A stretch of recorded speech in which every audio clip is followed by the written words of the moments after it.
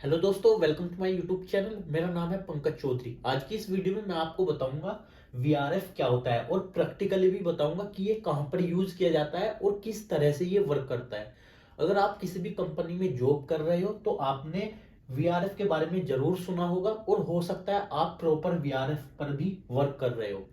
तो आज की इस वीडियो में मैं डिटेल में आपको बताने वाला हूं और मैं आपसे प्रॉमिस करता हूं अगर आपने ये कंप्लीट वीडियो वॉच की तो आपका ऑल कॉन्सेप्ट क्लियर हो जाएगा। और ये सबसे ज्यादा इंटरव्यू में पूछ लिया जाता है कि वीआरएफ क्या होता है, कहां पर हम इसका यूज करते हैं, और एक प्रैक्टिकल एग्जांपल भी इस पे दीजिए तो आपको ये बताना पड़ सकता है। तो इसके बारे में आपको यहाँ पे अच्छे से समझने को मिलेगा। अब मैं स्टार्ट करता हूँ। वीआरएफ वीआरएफ की फुल फॉर्म होती है वर्चुअल राउटिंग एंड फॉरवर्डिंग। सबसे पहले मैं इसका आपको काम बताऊंगा। देखिए, इसका काम होता है, अगर आपने स्विच में वीलैन के बारे में सुना होगा तो इसका वर्क होता है राउटर के अंदर। जैसे स्विच के अंदर वीलैन वर्क करती है उसी तरह से राउटर के अंदर वीआरएफ वर्क करता है। अगर आपको वीलैन के बारे में नहीं पता तो डोंट वरी, मैं आपको वीआरएफ के बारे में बिल्कुल स्टार्टिंग से यहाँ पे बताऊंगा, तो आप कंफ्यूज मत होइए कि मैंने यहाँ पे स्विच का नाम ले दिया और वीलैन का नाम ले दिया तो ये क्या होता है। अगर आपको उनके बारे में नहीं पता उसके बाद भी ये आपको यहाँ पे समझ आ जाएगा। वीआरएफ मतलब वर्चुअल राउटिंग एंड फॉरवर्डिंग। इसमें क्या होता है, ये राउटर के अंदर ये कॉन्फ़िगरेशन रहती है जिसमें राउटर के अंदर सपोज कीजिए हमारे पास चार पोर्ट है, यहाँ पे P1 P2 P3 P4। और जो हमारे P1 पोर्ट है या P2 पोर्ट है, आप कोई भी एक पोर्ट ले सकते हो और आप चाहते हो कि जो हमारा एक पोर्ट है वो मल्टीपल पोर्ट की तरह वर्क करे। यानी कि हमारे पास क्या है, बिल्कुल एग्जांपल के थ्रू आपको बताऊंगा। हमारे पास एक लिंक है या एक रास्ता है। लिंक मतलब जिससे हमारा डेटा ट्रांसफर और रिसीव हो रहा है, कि लिंक के थ्रू तो होता है। तो हमारे पास ये एक रास्ता है और हम चाहते हैं कि जो हमारे पास ये एक लिंक है हम इसी लिंक को मल्टीपल लिंक की तरह वर्क करा सकते हैं। लिंक हमारे पास एक ही है लेकिन हम इसमें कॉन्फ़िगरेशन करते हैं जिससे कि हमारा लिंक मल्टीपल लिंक की तरह वर्क करे, जितना हम चाहते हैं 10 20 30। लिंक हमारे पास एक है लेकिन सपोज कीजिए आप एक ही लिंक के अंदर 30 लिंक की तरह उसको वर्क कराना चाहते हैं। तो उस कॉन्फ़िगरेशन को जब हम करते हैं हमें नीड होती है वीआरएफ की। उसी को हम वीआरएफ बोलते हैं। हम उस पोर्ट के अंदर क्या क्रिएट करते हैं, या मैं बोल सकता हूँ जो हमारे पास राउटर का जो पोर्ट होता है उसके हम अंदर हम वीआरएफ को क्रिएट करते हैं। हम अलग अलग वीआरएफ के उसको नाम दे देते हैं। सपोज कीजिए हमने नाम दिया VRF1 VRF2 VRF3 VRF4, या हम किसी स्पेसिफिक कोई भी नेम दे सकते हैं। जैसे कि सपोज कीजिए हमारे पास कोई बैंकिंग कस्टमर है, केनरा बैंक, यूनियन बैंक या कोई भी अदर बैंक हो सकता है, हमने उसका नाम दे दिया उसके अकॉर्डिंगली। अब सपोज कीजिए हमारे पास ये यहाँ पे एक राउटर है। तो अगर आपसे कोई भी सिंपली पूछता है कि वीआरएफ क्या होता है तो आपको बताना है कि जो वीआरएफ होता है राउटर के अंदर वो एक ही जो हमारा पोर्ट होता है उसमें मल्टीपल जो हमारे वीआरएफ होता है उसको क्या करा सकता है, ट्रांसफर और रिसीव करा सकता है। ठीक है, जो हम वीआरएफ क्रिएट करते हैं। लिंक हमारा एक ही है लेकिन हमने यहाँ पे क्रिएट कितने किए वीआरएफ को, आप अपने अकॉर्डिंग 1 2 3 4 5 6 7 8 9 10 जितने आप चाहते हो उतने वीआरएफ को क्रिएट कर सकते हो और उसके डेटा को ट्रांसफर और रिसीव कर सकते हो। और उनका डेटा यहाँ पे मिक्स भी नहीं होगा। हो सकता है अभी आपको यहाँ पे समझ ना आया हो, जब मैं आपको यहाँ पे समझाऊंगा तो आ जाएगा। ये हमारे पास राउटर है। इसके मैंने सपोज कीजिए 4 पोर्ट है, P1 P2 P3 P4। मैंने यहाँ पे पोर्ट 1 पोर्ट 2 पोर्ट 3 और पोर्ट 4 यहाँ पे नाम दिया। मैंने यहाँ पे क्रिएट किए वीआरएफ को। P1 हमारा यहाँ पे क्या है, ये पोर्ट है। यहाँ पे मैंने क्रिएट किया Union Bank first, second VRF create किया Canara Bank, third VRF create किया Axis Bank, fourth VRF create किया एचडीएफसी बैंक। ठीक है, तो मैंने यहाँ पे P1 पोर्ट पे क्रिएट किया। अब P2 पोर्ट पे भी मैंने सेम कॉन्फ़िगरेशन यहाँ पे की, यूनियन केनरा एक्सिस और एचडीएफसी। P3 और P4 जो हमारा पोर्ट है उस पे भी मैंने यूनियन केनरा एक्सिस और एचडीएफसी को क्रिएट किया। तो हमारे एवरी पोर्ट पर मैंने सेम यहाँ पे वीआरएफ को क्रिएट किया। अब ये यहाँ पे कैसे काम करेंगे, सपोज कीजिए जो हमारा P1 पोर्ट है इधर की साइड कोई भी हमारी ब्रांच है, यहाँ पे इधर की साइड। ठीक है, P1 पोर्ट पे कौन सी ब्रांच है, यूनियन बैंक की यहाँ पे ब्रांच है। और जो हमारी P2 जो पोर्ट है यहाँ पे भी यूनियन बैंक की ब्रांच है।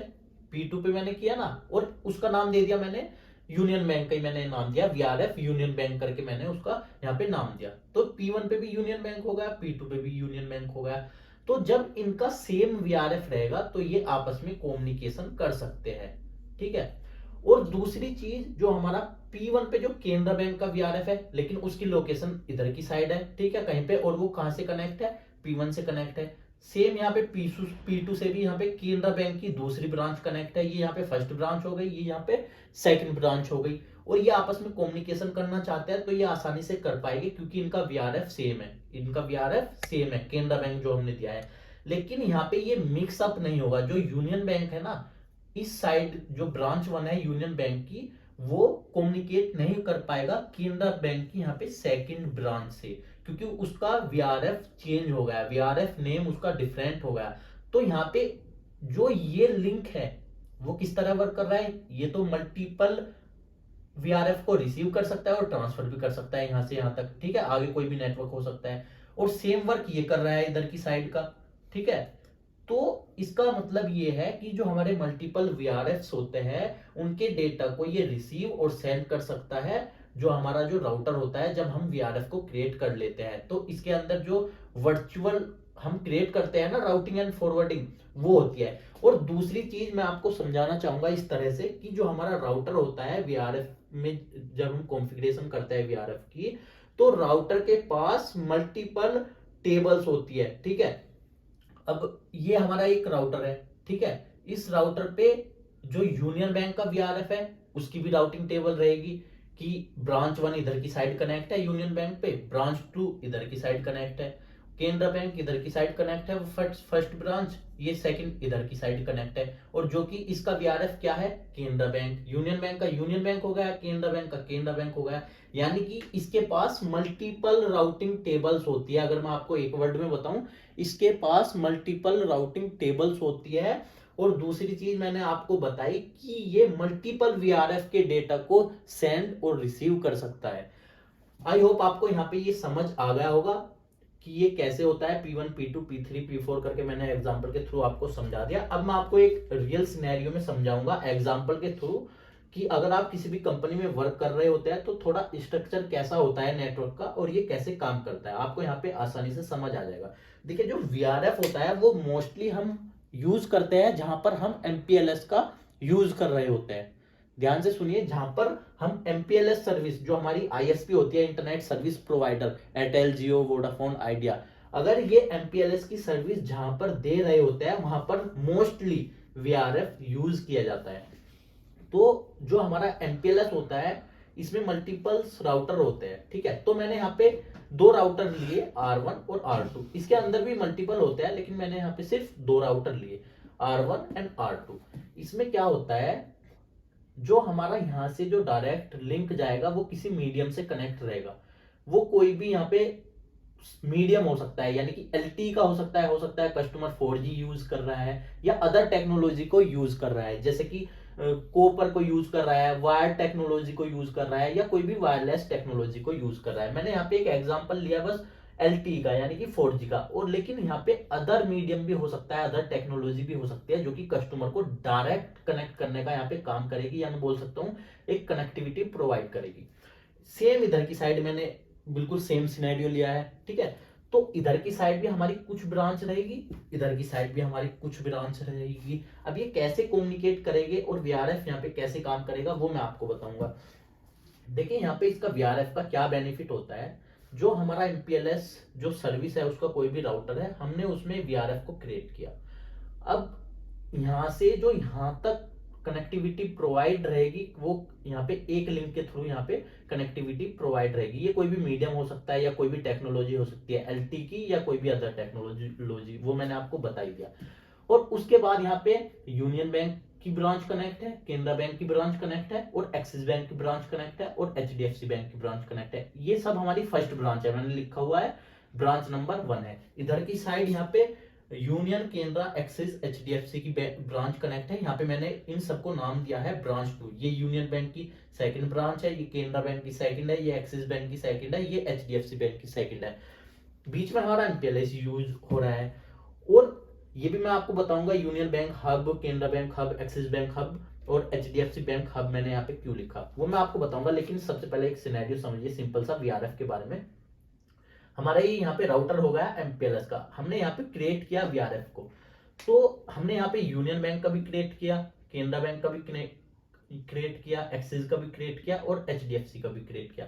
तो जो हमारी हमने यहाँ पे 4 वीआरएफ को क्रिएट किया है, इसके ट्रैफिक यहाँ से सेंड भी हो सकता है और रिसीव भी हो सकता है। लिंक हमारा एक ही रहेगा, लेकिन हमने इस लिंक के अंदर ही 4 लिंक की तरह हम इसको वर्क करा रहे हैं। किसकी हेल्प से? वीआरएफ क्रिएट करने के बाद वीआरएफ की हेल्प से। तभी इसका नाम रखा गया है वर्चुअल राउटिंग एंड फॉरवर्डिंग। यानी कि ये कोई भी फिजिकल नहीं है, हमारे पास बस एक ही लिंक है, लेकिन हमने कॉन्फ़िगरेशन इस टाइप से की है कि हमने वहां पे वर्चुअल उसको राउटिंग और फॉरवर्डिंग करा रहे हैं। ठीक है, ये एक वर्चुअल लिंक है एक तरह से। हमने वहां पे वीआरएफ को क्रिएट किया, लिंक एक ही रहेगा, लेकिन मल्टीपल वीआरएफ के ट्रैफिक को ये यहाँ पे पास करता रहेगा, रिसीव करता रहेगा। ठीक है, तो सपोज कीजिए अब आपको यहाँ पे सिनेरियो समझ आएगा। इधर की साइड से मैंने आपको जो बताया है ना वीआरएफ का कॉन्सेप्ट, सेम इधर की साइड है यहाँ से इन ब्रांच के लिए।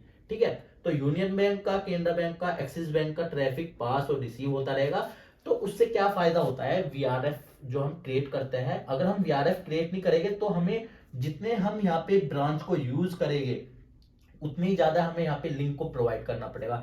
4 ब्रांच है तो 4 लिंक को प्रोवाइड करना पड़ेगा, इधर की साइड भी 4 ब्रांच है तो यहाँ से 4 लिंक को कनेक्ट करना पड़ेगा। तो ये थोड़ा कॉम्प्लिकेटेड हो जाएगा, थोड़ा नहीं बहुत ज्यादा कॉम्प्लिकेटेड हो जाएगा।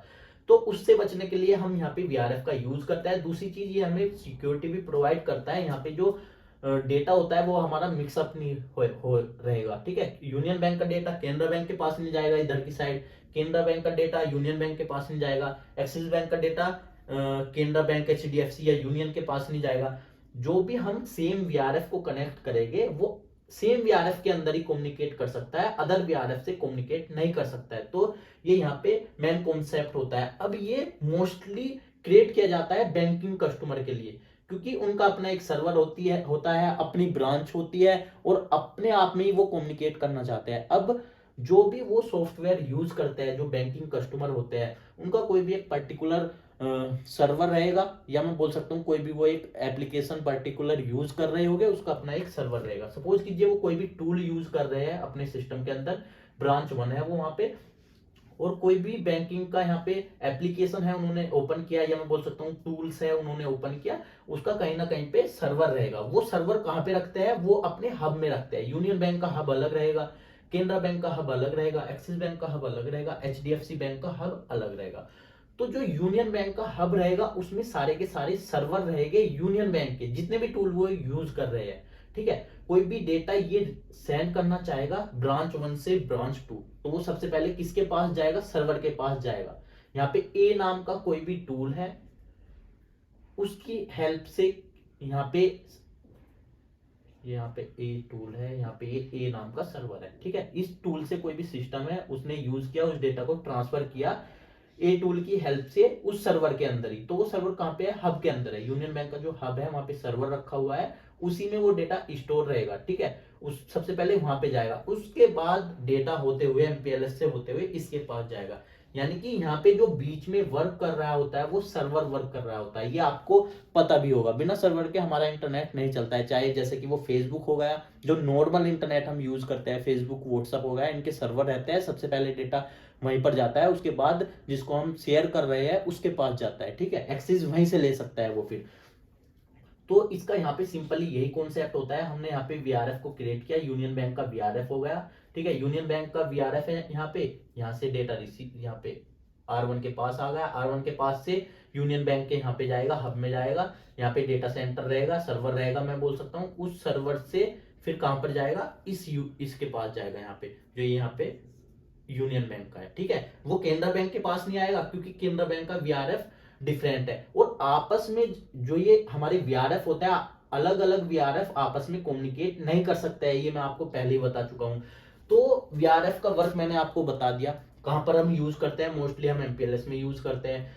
क्यों यूज करते हैं? जिससे कि हम मल्टीपल वीआरएफ के ट्रैफिक को सेंड और रिसीव कर सके, इसलिए हम राउटर में वो कॉन्फ़िगरेशन करते हैं।